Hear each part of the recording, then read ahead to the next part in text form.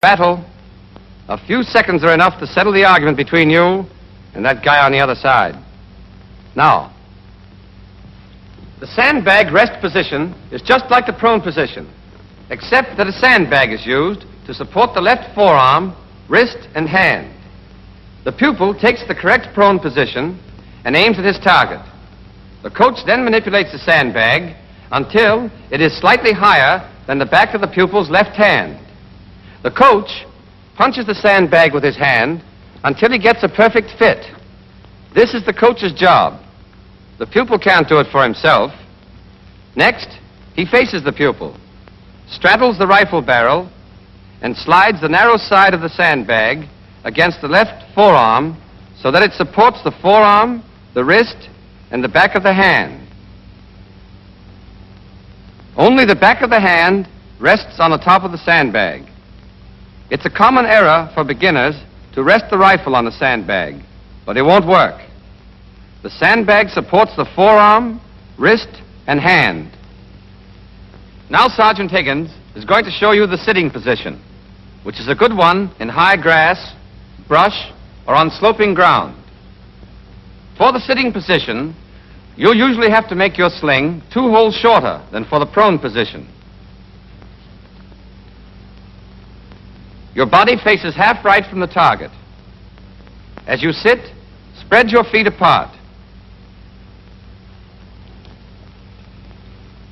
Farther apart than your knees. And brace your heels firmly. Get your toes down, flat on the ground, if you can get them there, and relax your ankles. Keep your knees straight up, not bow-legged. And keep them fairly low, about 10 inches off the ground. The point is that you've got to get the back of your left upper arm firmly braced 3 or 4 inches down on your left shin. In this way, with your left elbow under the rifle, where it belongs, the weight of the rifle comes straight down on your leg. Hold your right hand and arm, as you do in the prone position, against your right knee so that your right shin bone forms a block for your upper arm. Lean well forward from your hips, not your waist. Keep your back straight and your weight forward. Don't rest your elbows on your knees. You'll wobble. Your elbows will roll around. No man can shoot in a position like that. Get your arms well down on your legs, several inches. Remember that left elbow. Keep it under the rifle.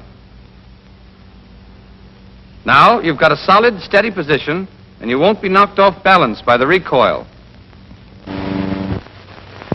That's the normal sitting position. It's the best one, and it'll be used in this company. We may have a few men of exceptional build who are not suited to it. Heavy men may have to use the crossed ankle position.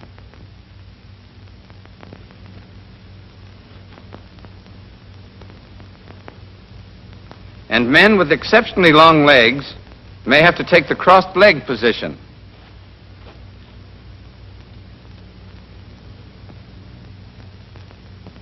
But your platoon leaders will decide which men, if any, are to use these alternate positions. Now, if there are no questions,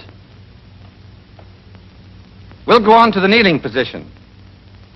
Your sling is usually the same length as for the sitting position. First, the half-right face. Then get down on your right knee and sit on your heel, so that your top of your foot is flat on the ground. It takes practice, but you can do it. With your heel inclined toward the target like this, your foot helps to brace you against the gun's recoil. Don't sit on the inside of your foot. Rapid fire'd make you bob around like a cork. Sit firmly on the top of your heel, with your weight well forward. Your left elbow is under the rifle and in front of your kneecap, never on top of your kneecap. The position of your left leg depends on your build. The taller you are, the farther to the front your leg will be. Your instructors will help you find a position that suits you best. But your lower left leg, as seen from the front, must always be vertical. Keep your right elbow comfortably high. This makes a snug seat for the rifle in the hollow of your shoulder. If you drop your arm too far, the hollow disappears and the rifle butt tends to move out to the point of the shoulder. Another thing, the lower right leg forms a right angle with the line of aim.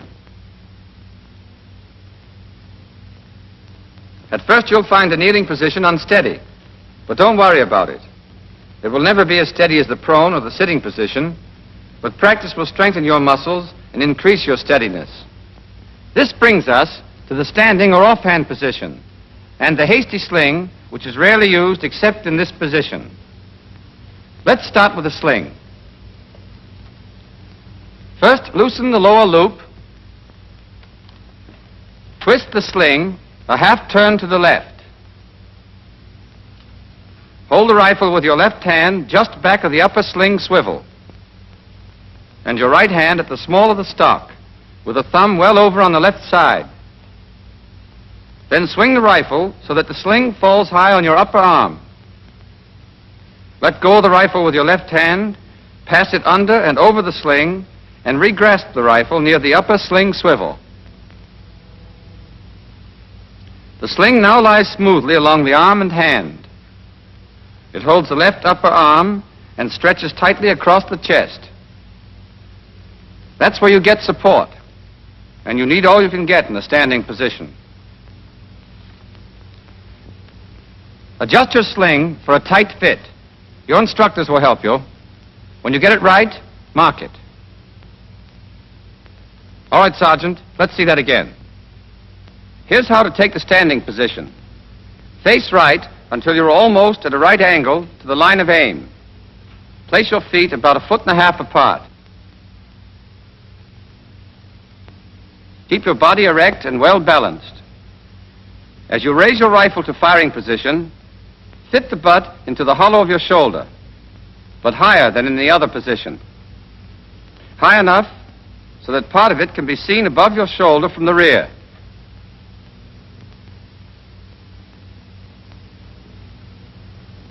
If the butt is too low, you'll have to strain your neck to get at the sight. If the butt is where it should be, your head and neck will be erect and natural. Keep your right elbow up. The higher, the better. At first, you'll find this unnatural and uncomfortable, but practice will fix that, and it gives you the power of all those arm muscles to take up the weight of the rifle.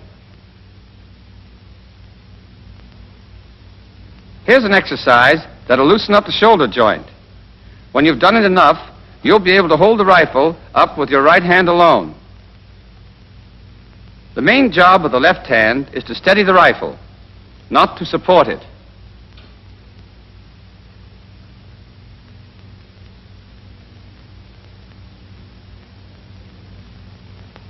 Keep your left elbow well under the rifle, and the left hand as far forward as you can get it without strain or discomfort. At best, the standing position is unsteady, but you have to use it on the range, and you have to use it in battle. So it's up to you to make the most of it, and that means plenty of practice. Nearly every recruit gets a brilliant idea of how to overcome this unsteadiness. He pulls his left arm back against his ribs, balances the rifle delicately on his thumb and 2 fingers, and blazes away. But that doesn't work, does it, Sergeant Higgins? No, sir. There's only one right way to hold the rifle in the standing position, and the sergeant is showing it to you right now.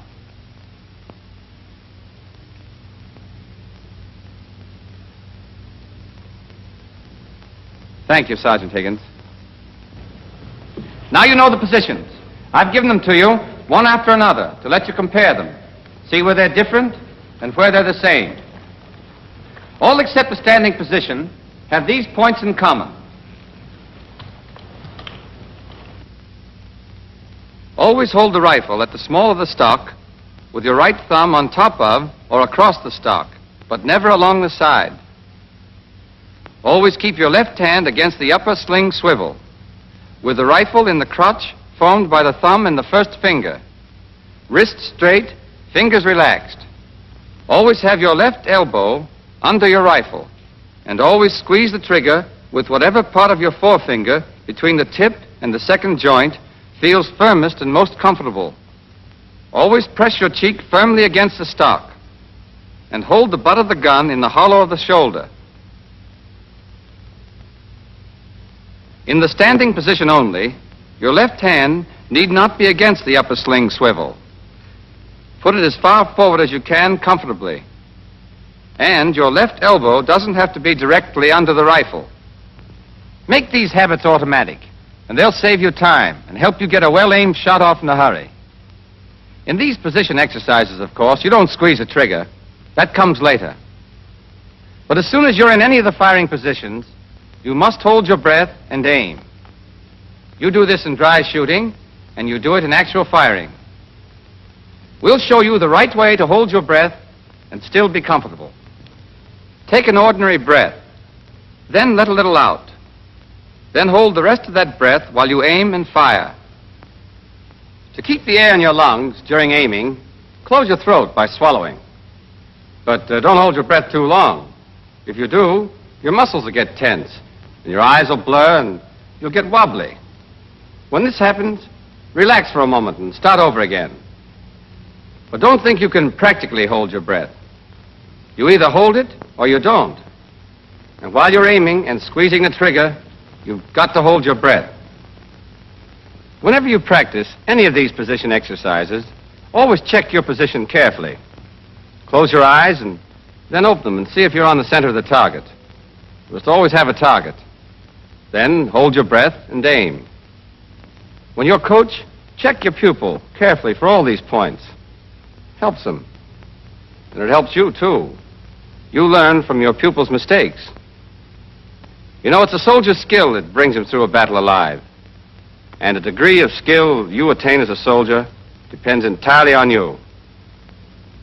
You've got to master not just one firing position, but all four. The enemy isn't going to give you a chance to choose the one you like best.